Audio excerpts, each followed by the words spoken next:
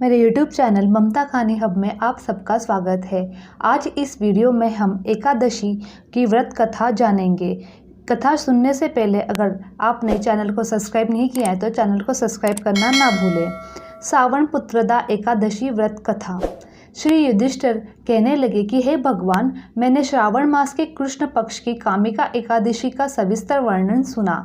अब आप मुझे श्रावण शुक्ल एकादशी का क्या नाम है, व्रत की विधि तथा इसका महात्मा कृपा करके कहिए।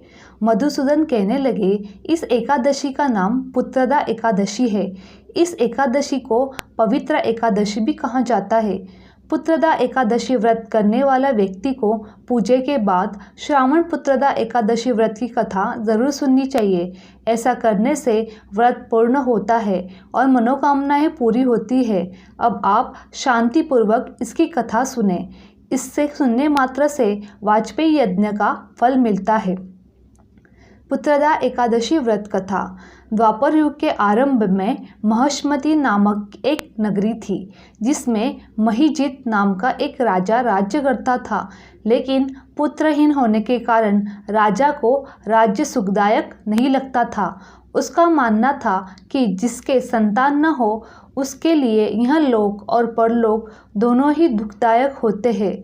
पुत्र सुख की प्राप्ति के लिए राजा ने अनेक उपाय किए, परंतु राजा को पुत्र की प्राप्ति नहीं हुई। वृद्धावस्था आती देखकर राजा ने प्रजा के प्रतिनिधियों को बुलाया और कहा, हे प्रजाजनों, मेरे खजाने में अन्याय से उपार्जन किया हुआ धन नहीं है। न मैंने कभी देवताओं तथा ब्राह्मणों का धन छीना है। किसी दूसरे की धरोहर भी मैंने नहीं ली है। प्रजा को पुत्र के समान पालता रहा। मैं अपराधियों को पुत्र तथा बांधवों की तरह दंड देता रहा। कभी किसी से घृणा नहीं की। सबको समान माना है।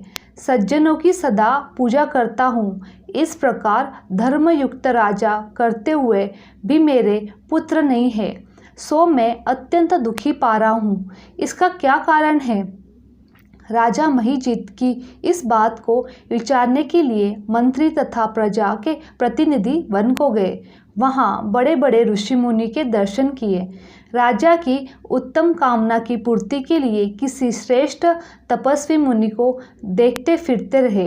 एक आश्रम में उन्होंने एक अत्यंत वयोवृद्ध धर्म के ज्ञाता बड़े तपस्वी परमात्मा मन लगाए हुए निराहार जितेंद्रिय जितात्मा जितक्रोध सनातन धर्म के गुण तत्वों को जानने वाले समस्त शास्त्रों के ज्ञाता महात्मा लोमेश मुनि को देखा, जिनका कल्प के व्यतीत होने पर एक रोम गिरता था।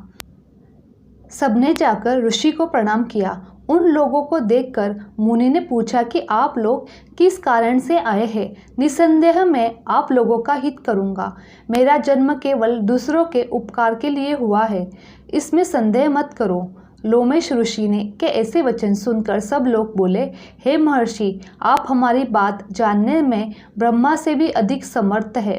अंत आप हमारे इस संदेह को दूर कीजिए। महिष्मतीपुरी का धर्मात्मा राजा महिजित प्रजा का पुत्र के समान पालन करता है, फिर भी वह पुत्रहीन होने के कारण दुखी है। उन लोगों ने आगे कहा कि हम लोग उसकी प्रजा है, अंत उसके दुख से हम भी दुखी है। आपके दर्शन से हमें पूर्ण विश्वास है कि हमारा यह संकट अवश्य दूर हो जाएगा, क्योंकि महान पुरुषों के दर्शन मात्र से अनेक कष्ट दूर हो जाते हैं। अब आप कृपा करके राजा के पुत्र होने का उपाय बताएं। यह वार्ता सुनकर ऋषि ने थोड़ी देर के लिए नेत्र बंद किए और राजा के पूर्व जन्म का वृत्तांत जानकर कहने लगे कि यह राजा पूर्व जन्म में निर्धन वैश्य था। निर्धन होने के कारण इसने कई बुरे कर्म किए। यह एक गांव से दूसरे गांव व्यापार करने के लिए जाया करता था।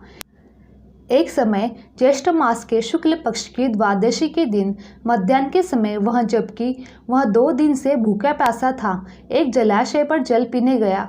उसी स्थान पर एक तत्काल की ब्याही हुई प्यासी गौ जल पी रही थी। राजा ने उस समय प्यासी गाय को जल पीते हुए हटा दिया और स्वयं जल पीने लगा। इसलिए राजा को यह दुख सहना पड़ा। एकादशी के दिन भूखा रहने से वह राजा तो हुआ और प्यासी गाय को जल पीते हुए हटाने के कारण पुत्र वियोग का दुख सहना पड़ रहा है। ऐसा सुनकर सब लोग कहने लगे कि हे ऋषि, शास्त्रों में पापों का प्रायश्चित भी लिखा है। अंत जिस प्रकार राजा का यह पाप नष्ट हो जाए, आप ऐसा बताएं। लोमेश मुनि कहने लगे कि श्रावण के शुक्ल पक्ष की एकादशी को, जिसे पुत्रदा एकादशी भी कहते हैं, तुम सब लोग व्रत करो और रात्रि को जागरण करो, तो इससे राजा का यह पूर्व जन्म का पाप अवश्य नष्ट हो जाएगा।